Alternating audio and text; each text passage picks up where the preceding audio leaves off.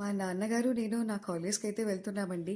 Last month వచ్చేసి books అయితే తీసుకున్నాము. ఇప్పుడు రాసేసిన రికార్డ్స్ అన్నిటిని కాలేజీలో సబ్మిట్ చేసేసి ఎగ్జామ్ హాల్ టికెట్ తీసుకోవడం కోసం అయితే వచ్చాను. ఆ రికార్డ్స్ అన్ని కరెక్షన్ అయిపోయిన తర్వాత ఫైనల్ గా నా హాల్ టికెట్ అయితే నా చేతికి అయితే వచ్చేసింది. తర్వాత హాస్పిటల్ కి అయితే వచ్చాము. తాతయ్య గారికి నానమ్మ గారికి చెకప్ చేయించడం కోసం తీసుకొచ్చాము. ఈజీగా 3 to 4 అవర్స్ ఇక్కడే అయిపోయింది. గ్రాండ్ పేరెంట్స్ కనే కాదండి, ఎవరికి బాగోపోయినా సరే మా నాన్నగారు అస్సలే తట్టుకోలేరు. ఇంటికి వచ్చి చూస్తే మా మదర్ చికెన్ కర్రీ కుక్ చేస్తున్నారండి. ఆ కర్రీ కుక్ కావాలంటండి, సో మిగతా కర్రీస్ అన్ని వేసుకుని శుభ్రంగా తినేశాను.